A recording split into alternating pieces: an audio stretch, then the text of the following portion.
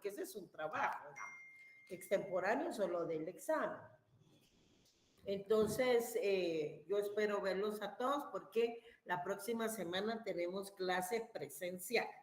Bueno, empezamos entonces con el tema de hoy, es la hipoteca. Miren, para recordar, vamos a regresar un poquito a la clasificación de los derechos reales. Cuando vimos el tema de los derechos reales, vimos su clasificación. Permítanme, eso lo voy a admitir aquí. Vimos su clasificación y vimos que hay derechos reales de goce y disposición y que ahí encontramos a la propiedad con sus formas especiales, ¿verdad? Copropiedad, propiedad horizontal y medianería. También hay derechos reales de mero goce y ahí encontramos al usufructo, al uso, la habitación y la servidumbre, que ya los terminamos.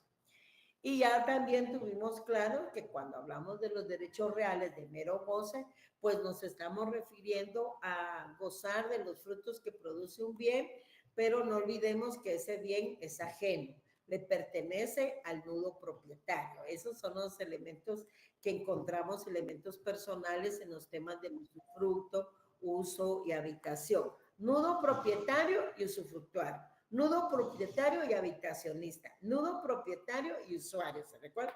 Ahora, en el tema de las servidumbres encontramos predio dominante y predio sirviente. Le doy a admitir a 3 más. Ahí estamos. Hoy entramos a la clasificación de los derechos reales de garantía. Y ahí encontramos este primero que se llama hipoteca y que lo encontramos regulado a partir del artículo 822 al 879 del Código Civil. Saquen su código. Dentro de los derechos reales de garantía encontramos a la hipoteca y las garantías mobiliarias. Antes lo que había en el Código Civil era otra figura que se llamó prenda. Esa figura ya no está vigente en nuestro Código Civil y se rige ahora por su ley especial, que es la Ley de Garantías Mobiliarias, y la figura también se llama garantías mobiliarias. De las garantías mobiliarias, como ustedes si ya empezaron a leer se dan cuenta, recae sobre bienes muebles. ¿Para qué? Para garantizar el cumplimiento de una obligación. Voy a admitir otro. Entonces, pero hoy el tema es la hipoteca. Pertenece a esta clasificación de los derechos reales de garantía, hipoteca, y con la hipoteca pues lo que vamos a hacer es garantizar el cumplimiento de una obligación gravando un bien inmueble. A ver, ya saben ustedes cuáles son los bienes inmuebles. ¿Quién me puede decir 2 ejemplos? Deme un ejemplo cada uno de bien inmueble. Vamos a ver si están poniendo atención. De bienes inmuebles. Los terrenos. Los terrenos, ¿qué más? Una casa. Una casa, ¿qué más? Una finca. ¿Qué más? Y de acuerdo al Código Civil, Semovientes. ¿cuáles se consideran bienes inmuebles?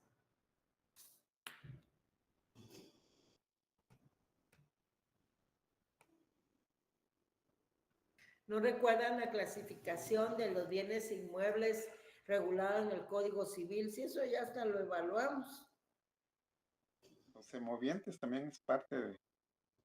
¿Pero qué clase de semovientes? ¿Todos los semovientes?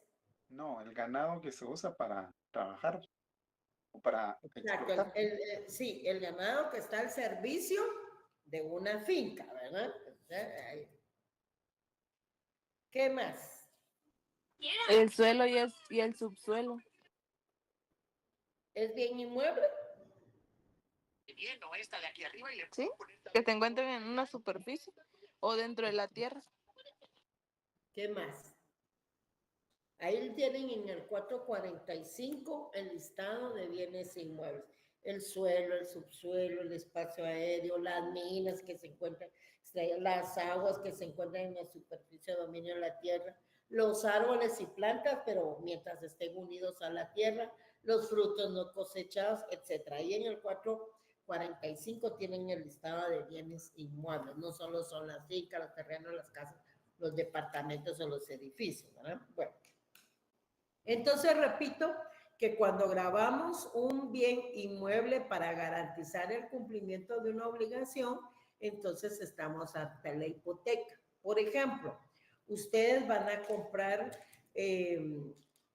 un departamento a 5 años plazo, van a dar una mensualidad, ¿verdad? Y todas las condiciones reguladas en el contrato.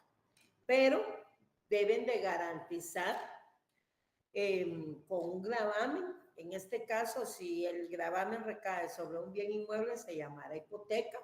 Entonces, van a garantizar, si van a comprar un departamento, por ejemplo, pueden garantizar el cumplimiento de esa obligación con la constitución de una hipoteca sobre una finca, por ejemplo, ¿verdad? Entonces, ustedes van a hipotecar la finca y esa hipoteca va a durar todo el tiempo que están obligados ustedes al cumplimiento de la obligación. 5 años tienen que pasar pagando ese departamento, pues 5 años va a durar la constitución de esa hipoteca.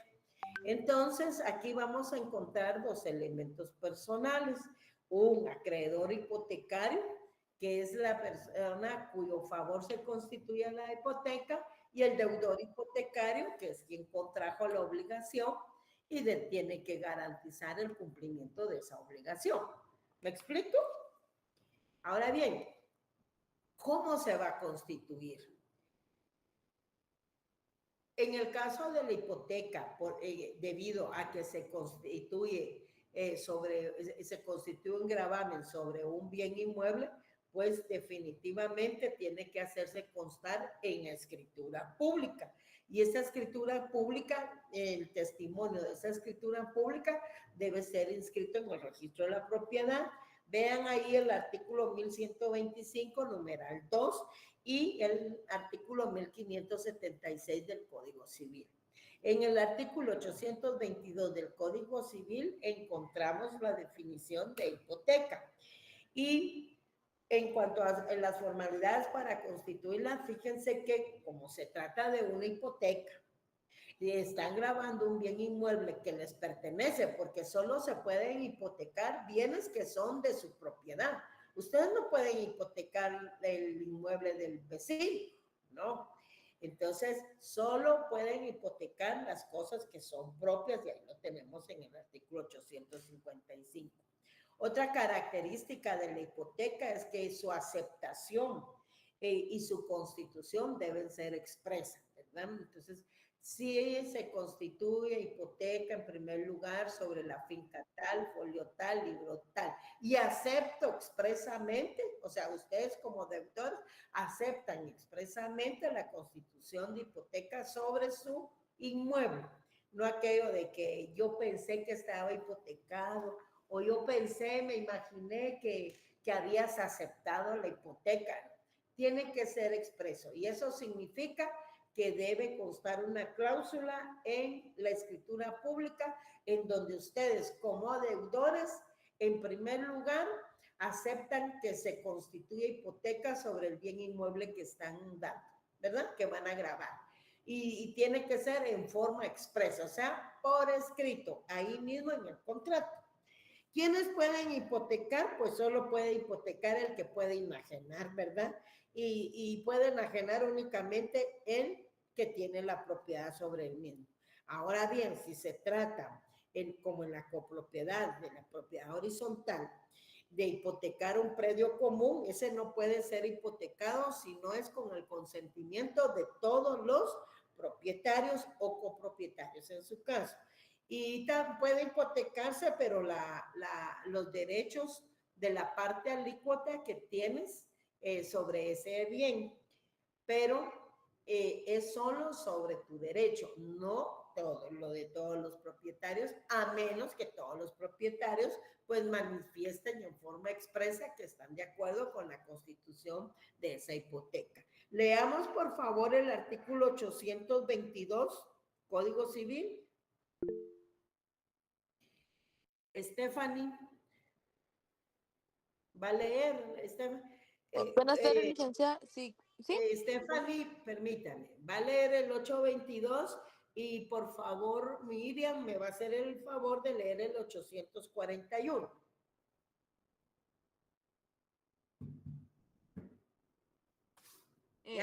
Artículo 822, concepto.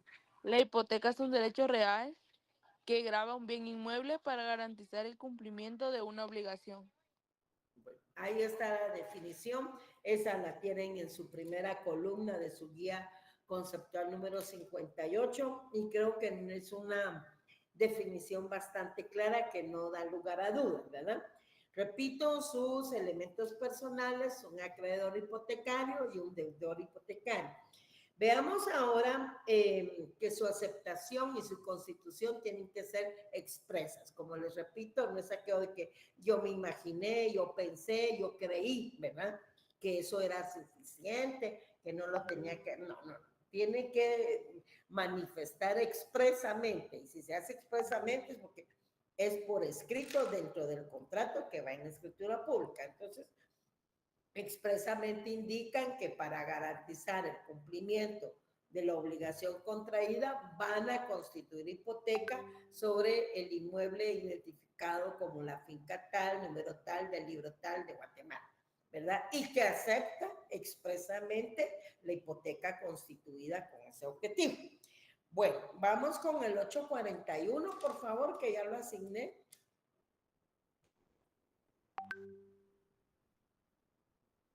¿Ya no va a leer, compañera? Bueno, ¿quién quiere leer? 841. Javier, ¿me haces favor de leer? Y Esther, lees después el 1125. Vamos, por favor, Javier, con el 841. Buenas tardes. Buenas Artículo tardes. 841. Aceptación de la hipoteca. La constitución y aceptación de la hipoteca deben ser expresas. También, ¿verdad? Debe ser expresa. Debe hacerse constar en escritura pública. Esthercita, ¿me va a hacer favor del 1125, numeral segundo? Por favor. Muy bien, licenciada. Ese Artículo. nos vamos al libro cuarto, ¿viste? ¿O ya Sí, estás ahí? así es. Ah, Sí, ya lo estás ahí. tengo. Ah, bueno, gracias. Muy bien. Artículo 1125, numeral segundo.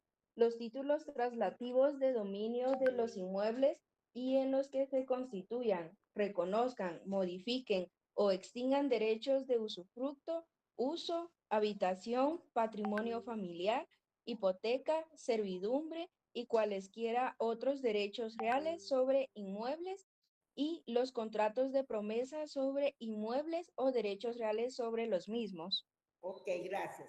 Vean ese artículo 1125, espero que estén ahí con su código. En el 1125 nos regula todo lo que debe inscribirse en el registro de la propiedad. Y entonces empieza ahí con su numeral primero, que los títulos que acrediten el dominio de inmuebles y de los derechos reales impuestos sobre los mismos. Pero en el numeral segundo ya encontramos el detalle, ¿verdad? La numeración cerrada de los derechos reales que deben inscribirse en el registro de la propiedad.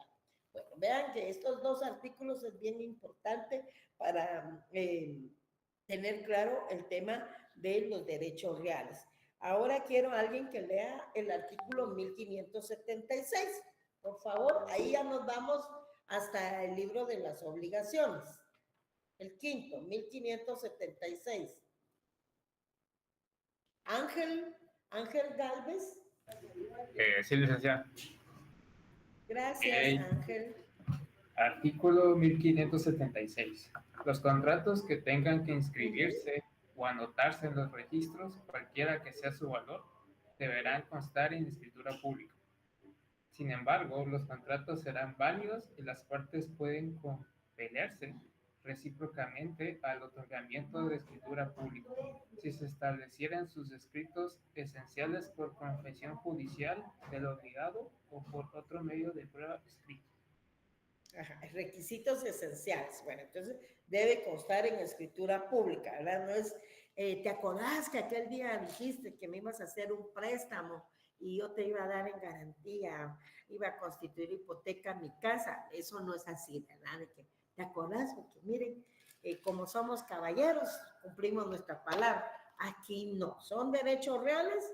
Está clarito que deben de constituirse en escritura pública y no digamos si se trata de formalizar un gravamen sobre lo mismo, ¿verdad? Como repito, en el 835 y en el 837 tenemos regulado quiénes pueden hipotecar. Pasamos a la guía conceptual número 59, siempre con el tema de la hipoteca.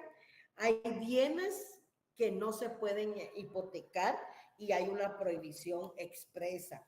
Entonces, por ejemplo, no se pueden hipotecar los bienes que se constituyen en patrimonio familiar o patrimonio de familia. ¿Alguien recuerda qué es el patrimonio familiar?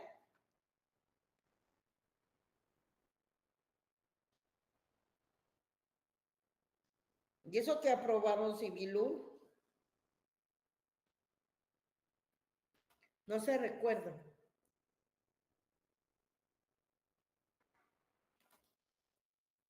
No se duerman. ¿Qué es el patrimonio familiar?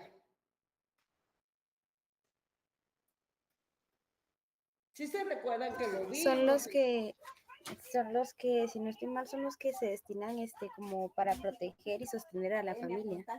Oh, ok, gracias.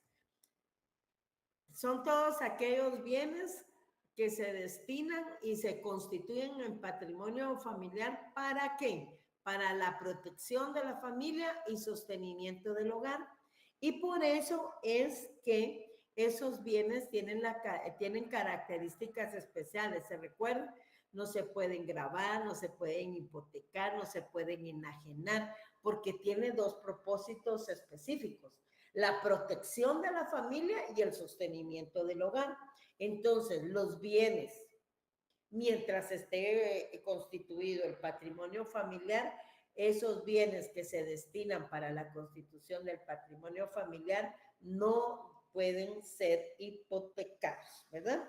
Tampoco pueden ser hipotecados los bienes que se adquieren por herencia, legado, donación, o sea, por disposición de última voluntad, cuando el causante, o sea, quien otorga el testamento, haya puesto dicha condición en su testamento. Entonces, si él estipula en el testamento, que no deben hipotecarse los bienes los bienes que él les va a dejar por herencia, legado o donación, esa condición pues es aceptada y es válida, pero no puedes exceder de 5 años, por ejemplo, ¿verdad? Y en el caso de que sean a favor de menores, esos 5 años empiezan a cumplir desde que el menor cumpla su mayoría de edad. Veamos ese artículo 838, por favor.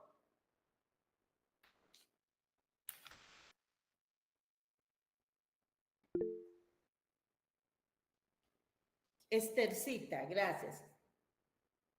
838. Muy bien. Artículo 838. Bienes que no pueden hipotecarse.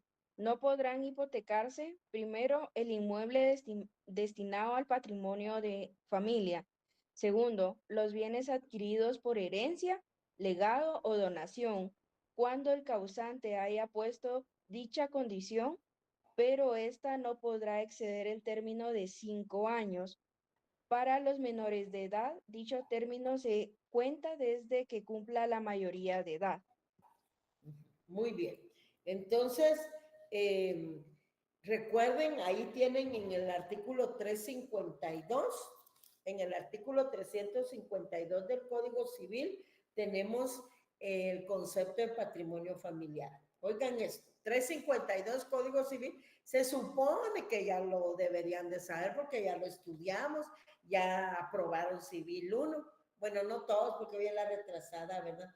352, vean, el patrimonio familiar es la institución jurídico-social por la cual se destina uno o más bienes para la protección del hogar y sostenimiento de la familia. Recuerden que hay un monto establecido en el momento de su constitución que son 100,000 quetzales. En el artículo 356 del Código Civil encontramos los caracteres del patrimonio familiar y nos indica que los bienes constituidos en patrimonio familiar, pues en primer lugar son indivisibles, inalienables, inembargables y que no pueden ser grabados ni grabarse a excepción de la servidumbre, nada más, de ahí los otros no. Entonces, entre sus características principales tenemos, por ejemplo, que la hipoteca afecta únicamente los bienes sobre que se impone, ¿verdad? Ustedes hipotecan esta casa, entonces no van a hipotecar, no tienen por qué hipotecar el departamento, por ejemplo, que tienen en otra zona. No, hipotecaron esta casa da facultad al acreedor hipotecario para solicitar su venta judicial, obviamente promoviendo el juicio respectivo, ¿verdad? Entonces, vean ahí, afecta únicamente los bienes sobre los que se impone, sin que el deudor quede obligadamente, ni aún a pacto expreso, ¿verdad? Solo sobre los bienes en los que se constituye la hipoteca. De ahí la importancia de que su aceptación y constitución sean expresas, ¿verdad? Porque sí acepto que se constituya hipoteca sobre tal bien, libro tal, fica tal, libro tal. Bueno, la constitución de la hipoteca pues da derecho al acreedor para promover la venta judicial del bien gravado cuando la obligación ya es exigible y obviamente porque no se cumplió. Entonces pueden plantear ahí un juicio ejecutivo en la vía de apremio, porque se constituye en escritura pública. La hipoteca es indivisible. Es indivisible y como tal subsiste íntegra sobre la totalidad de la finca hipotecada, aunque se reduzca la obligación, o sea, la deuda, ¿no? Y quien hipotecara un bien sobre el cual tuviera un derecho eventual limitado o sujeto a condiciones suspensivas, rescisorias o resolutorias, pues que consten en el registro de la propiedad, lo hace con las condiciones o limitaciones que está sujeto ese derecho, aunque no se exprese, ahí lo tienen regulado en el artículo 829. Y por último tenemos, de acuerdo al artículo 841, que la constitución y aceptación de la hipoteca, como lo he venido repitiendo, son expresos. Bueno, pasamos a la guía 60. En nuestra guía número 60 tenemos la extensión de la hipoteca. ¿Hasta dónde se extiende una hipoteca cuando se constituye, verdad? Obviamente ya sabemos, repito, que en escritura pública y que debe ser con una aceptación expresa. Pues se extiende, en primer lugar, de acuerdo al artículo 830, pues se va a extender a las accesiones naturales y mejoras. ¿Recuerdan qué es la accesión?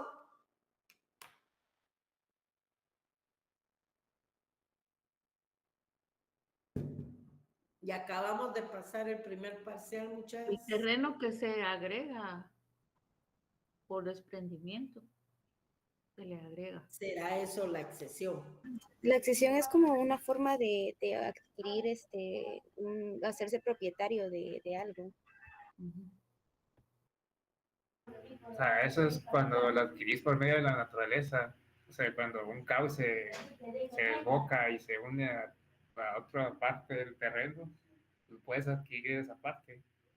Si no estoy mal, algo así. ¿Qué es la accesión? La accesión es cuando un dueño de una cosa pasa a hacerlo de lo que produce. Muchachos, y ya hasta lo evaluamos. Es lo que se une, se incorpora a una cosa, en este caso un bien inmueble, ¿no? O puede ser también un bien mueble, ¿no? Ya sean frutos naturales o frutos civiles. Ya Luis Pedro va dando un poquito. Es Miren, todo lo que produce un bien que pertenece al dueño. y don Giovanni ya va diciendo otra cosa. Van diciendo las clases de accesión, pero no dicen en sí que la accesión. Y la accesión, compañeros, y ya lo vimos, y ahí hay 58 conectados. Ya lo vimos que es una forma de adquirir la propiedad y que la adquirimos por incorporación, es decir, cuando un bien se une a otro bien. Y también hay una accesión discreta, que es la que se refiere a los frutos naturales y civiles que produce una cosa. Eso es accesión. Pero lo que van diciendo son ejemplos de clases de accesión, ¿verdad? Que hay de inmueble a inmueble, de mueble a inmueble y de mueble a mueble, ¿verdad? Y cuando hablamos de la accesión discreta, pues hay por producción, hay por extensión de frutos naturales y frutos civiles, que se refiere a las cosechas y a las crías de los animalitos. Bueno, ahí está, no, lo hacen como que estuvieran adivinando. Fíjense, y eso ya fue hasta evaluado, puchis, ya hay que tener cuidado.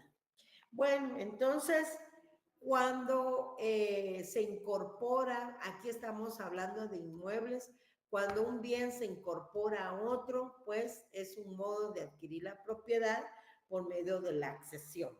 Y ahí, miren, ahí hay en forma de accesión natural y también hay mejoras.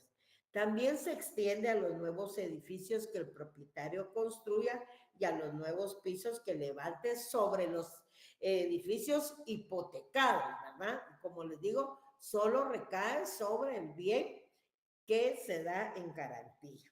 A los derechos del deudor en los excesos de la superficie del inmueble, a las indemnizaciones que se refieren los bienes hipotecados, ¿verdad? Concedidas o debidas al propietario por seguros, expropiación forzosa o daños y perjuicios. Y también se extiende a las servidumbres y demás derechos reales a favor del inmueble. ¿Cuál es el objeto entonces de la hipoteca?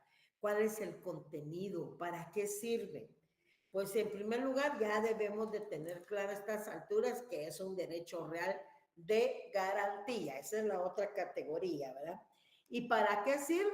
Para garantizar el cumplimiento de una obligación. ¿Por qué? Porque ustedes lo que están haciendo es garantizar esa obligación que adquirieron por 5 años, por ejemplo, y lo que están haciendo es asegurar el pago.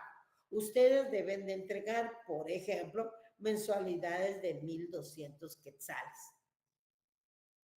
Entonces, ustedes deben de cumplir cada mes con ese pago.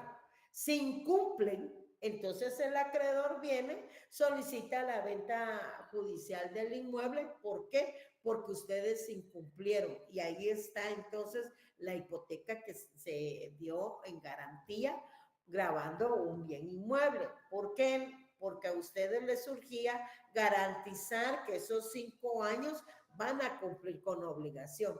Obviamente, si ustedes cumplen con obligación esos 5 años, pues no habrá necesidad de promover un juicio para que les obliguen a cumplir con las obligaciones. Porque al promover un juicio ya será el juez quien les diga, bueno, se va a tener que vender este inmueble porque usted no cumplió tales y tales y tales meses, usted debe tal y tal y tal y tal, entonces, pero es a través ya de un juicio, ¿verdad? Entonces, con la hipoteca aseguran el pago íntegro del crédito en cuanto a su capital e intereses, puesto que si en caso de incumplimiento, como les repito, el acreedor hipotecario tiene el derecho de promover la venta judicial del bien grabado, ¿verdad? Y obviamente para eso debe cumplirse con los requisitos de que la obligación sea exigible y haya incumplimiento, porque si no, no tiene objeto promover un juicio, ¿verdad?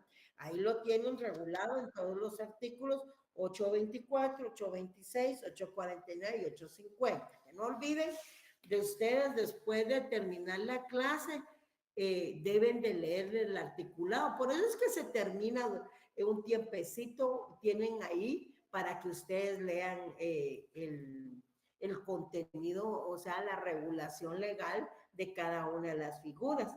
Pero ustedes terminan la clase y dicen, ay, solo media hora dio de clase, y ahí terminó. No, si falta que ustedes completen la actividad docente, porque ahora aquí se les explican los principales artículos y ustedes deben de ir a leer. Entonces, ustedes mismos se dan color que termina la clase y se ponen a jugar, se ponen a tomar café, menos a leer el contenido de la regulación legal.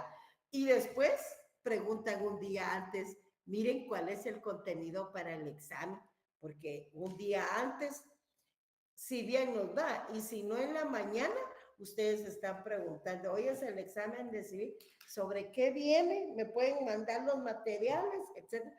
Porque miren, ni los materiales tienen en muchos casos. Entonces, repito, después del breve anuncio, que el objeto de constituir la hipoteca, ¿verdad? Sirve, ustedes como contraen una obligación, lo que están haciendo es asegurar el pago, el cumplimiento de esa obligación, tanto en su capital como en sus intereses. Y que en caso de incumplimiento, ¿verdad? Entonces ya el acreedor hipotecario pues tiene el derecho, repito, a promover una acción judicial para el cumplimiento de esa obligación que tendrá que resolver un juez definitivamente porque ustedes no lo cumplieron. ¿Cómo finaliza o cómo se extingue una hipoteca? Ya vimos que se constituye en escritura pública, ¿verdad? Que debe ser inscrita en el registro de la propiedad, que debe ser su constitución y aceptación en forma expresa, ¿verdad? Su aceptación debe constar por escrito en el mismo contrato que va contenido en una escritura pública.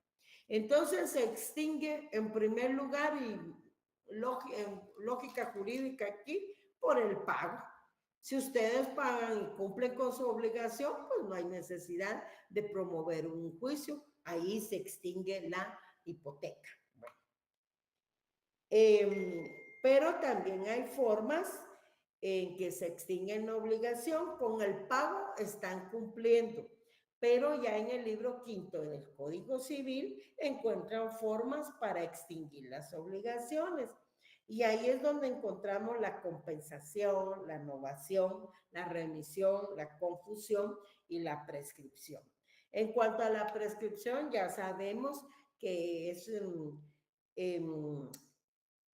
se refiere a que una obligación pierde su fuerza legal por el transcurso del tiempo, ¿verdad?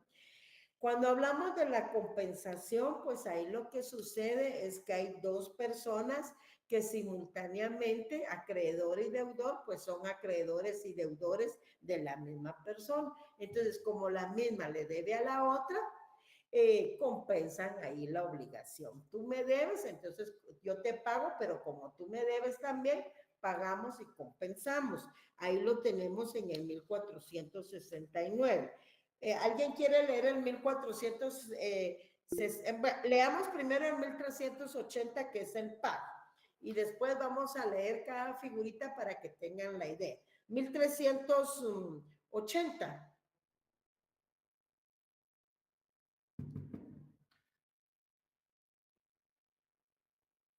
Uchis, nadie quiere leer.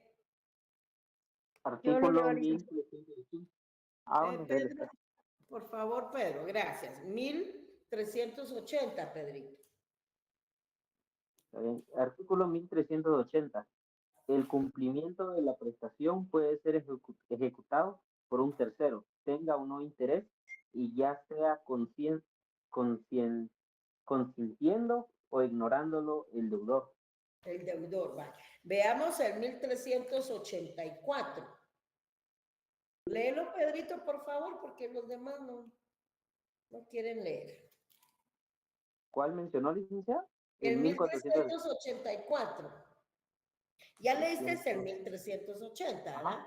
Que el cumplimiento de la prestación puede ser ejecutado por un tercero, o sea, un tercero o un fiador puede cumplir, ¿verdad? Pero tenga o no interés y ya sea consintiéndolo o ignorándolo el deudor. Pero también tiene derecho a él a que se le reintegre ese pago. Y en el 1384, por favor, Pedro. Artículo 1384. El pago debe hacerse al acreedor o a quien tenga su mandato o representación legal. El pago hecho a quien no tuviere facultad para recibirlo es válido si el acreedor lo ratifica o se aprovecha de él.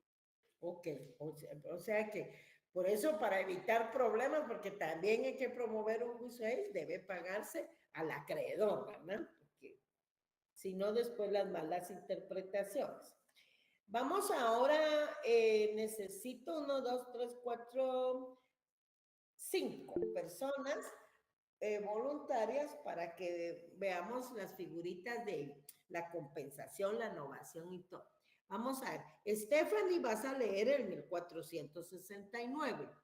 Ángel Alberto, vas a leer el 1478. Estercita, vas a leer el 1490. Javier Rodrigo va a leer el 1496. No, hay otro por ahí, pero ya no lo vi porque alguien quiere entrar.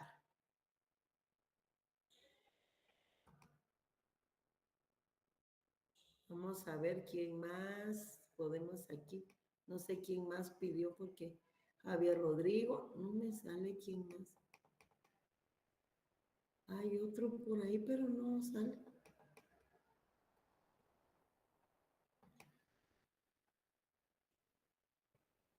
Yo creo que está Andrea Sofía. Tú quieres, por favor, lees el 856. Bueno, vamos a leer ahorita artículos propios del libro quinto del Código Civil, en donde están reguladas las obligaciones. Las instituciones que vamos a leer ahorita solo es para que tengan la idea, ¿verdad? Pero son formas que regulan nuestra legislación civil para extinguir una obligación. Entonces empezamos con la compensación en el 1400. Ahora vámonos al libro quinto, 1469, por favor. Artículo 1469. La compensación. La compensación tiene lugar cuando dos personas reúnen la calidad de deudores y acreedores recíprocamente y por su propio derecho. Bueno, entonces son acreedores y deudores recíprocamente. Yo le debo a Stephanie, pero Stephanie también me debe a mí. Hacemos cuentas y ahí es donde se da la compensación, porque ella es acreedora y deudora a la vez y yo también, pero recíprocamente, ¿verdad? Porque Stephanie puede tener deudas con otra persona, ¿verdad? O tener también deudas con las que debe cumplir y también ella puede ser acreedora de otras obligaciones. Pero aquí debe ser recíprocamente con la misma persona. Ella y yo nos debemos, ¿verdad? Y también somos acreedores recíprocamente. Entonces, compensamos, ¿verdad? Ahí compenso, dice muchos. Vamos al siguiente, la innovación, 1478. Sí. Artículo 1478. Hay innovación cuando deudor y acreedor alteran sustancialmente la obligación sustituyéndola por otra.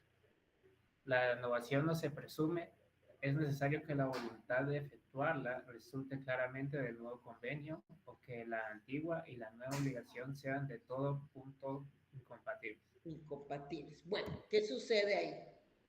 Deudor y acreedor alteran, pero de común acuerdo, ¿verdad? Y dicen, por ejemplo, mira, es que fíjate que ya no puedo continuar pagándote y yo necesito esa hipoteca, entonces, y está a muy largo plazo, ¿verdad? 5 años, ¿no? ¿Sabes qué? Mejor ahorita que cumpla los 2 años, te voy a pagar de una vez la deuda y extinguimos la hipoteca, ¿verdad? Entonces, de común acuerdo sustituyen ahí la obligación. Vamos con el siguiente, la remisión, 1490. Artículo 1490. El perdón de la deuda hecha al deudor, aunque no sea aceptado por éste, extingue la obligación de los fiadores y cualesquiera otras garantías. Ok. Cuando hablamos de la remisión, estamos hablando de perdonar la deuda. Miren el 1489. La remisión de la deuda hecha por el acreedor, porque ni modo solo el acreedor puede perdonar la deuda, ¿no? Y aceptada por el deudor, extingue la obligación. ¿Qué significa eso? Esther me debe 5,000 quetzales. Constituyó hipoteca sobre su casa por 5,000 quetzales. Entonces vengo yo y le digo, ¿sabes qué, Esther? Te voy a perdonar la deuda, ya no me pagues. Ah, bueno, me dice Esther, entonces levantemos la hipoteca que hay sobre mi casa. Esa es la remisión, ¿verdad? O sea, el perdón que el acreedor hace al deudor de la deuda. Y entonces ahí se extingue la obligación. Obviamente debe de haber aceptación por parte del deudor, pero yo no creo que un deudor diga, seguime cobrando. No, ¿verdad? Vamos al siguiente. Ay, no, quiero que me sigas cobrando, que sigan creciendo los intereses. No, ¿verdad? Confusión, artículo 1495. Artículo 1495. La reunión en una misma persona de la calidad de acreedor y deudor extingue la obligación.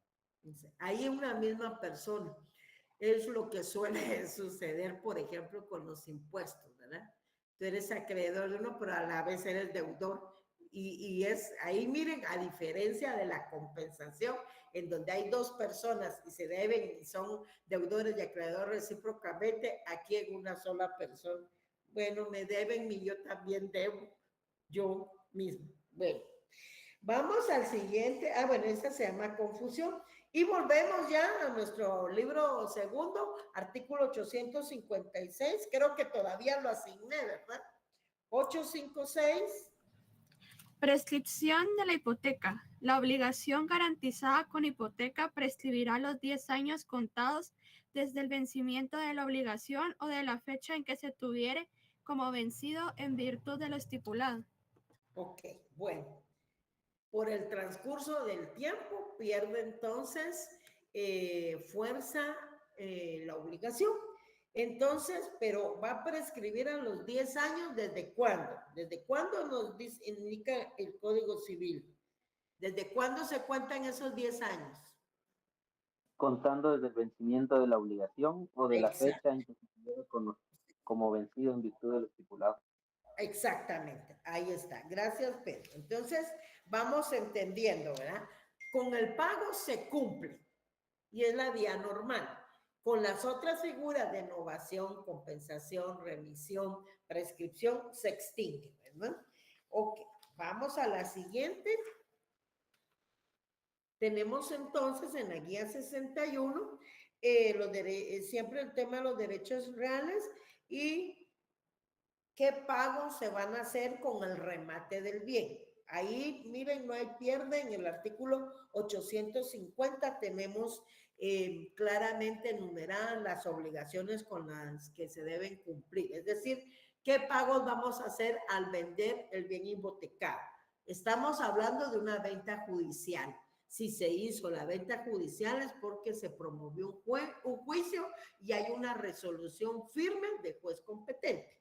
Entonces, los gastos de rigurosa conservación que haya autorizado el juez, la deuda por contribuciones de la finca o fincas objeto de la ejecución, porque un juicio ejecutivo es el que se promueve, correspondiente a los últimos 5 años, la deuda por seguros vigentes de la finca o fincas rematadas, los gastos del procedimiento ejecutivo, ahí está el juicio, miren, esos corresponden obviamente al deudor, ¿verdad? Comprendiendo honorarios, pongan atención y lo subrayan. Este artículo sí lo van a hacer. Comprendiendo los honorarios de quién, del abogado, del procurador, del depositario o interventor y expertos regulados conforme a la ley porque hay un arancel, y los acreedores hipotecarios, subhipotecarios o prendarios, dice aquí, ya sabemos que ya no existe la prenda, conforme el lugar y preferencia de sus títulos. Ahora bien, ustedes tienen una obligación a su favor, porque tú eres acreedor hipotecario, ¿verdad? Entonces hay un saldo ahí, hay una obligación pendiente. Tú con ese crédito, ese crédito que diste garantizando con hipoteca, entonces puede subhipotecarse. Eso es lo que se conoce como subhipoteca. cuando grabamos el crédito con el que se garantizó la hipoteca, pues en todas partes se cumplen con las mismas formalidades de la hipoteca y entonces se constituye esto. En este caso, pues también debe notificarse siempre al deudor, ¿verdad? Para que se pueda inscribir en el registro de la propiedad. Aquí hay dos clases de juicios que se pueden promover. Un juicio ejecutivo en la vía de premio, todo depende del título en que se funde o se haya constituido la hipoteca o el reconocimiento de deuda o la obligación, y que está regulada en el artículo 294 del Código Procesal Civil y Mercantil y el 327 también, que regula el juicio ejecutivo. Bueno, ¿hay alguna duda, compañeros? Ninguna, licenciada. Ninguna, licenciada. Bueno, me alegro mucho. Entonces, gracias siempre a todos los colaboradores. Se nota que los colaboradores pues están en clase, ¿verdad? Son los únicos que ponen atención y por la ayuda en la lectura de los artículos. Y aprovecho nuevamente para anunciarles que de hoy en 8 tenemos comprobación de lectura de la ley de garantías Mobiliaria. Ok, nos vemos, pasen feliz tarde y para los que tienen retrasada, tenemos a las 5 de la tarde, perdón por decir retrasada, es recuperación, disculpen. Pasen feliz tarde, patojos, gracias por los corazones y aplausos. Feliz tarde, licenciada. Feliz tarde, licenciada.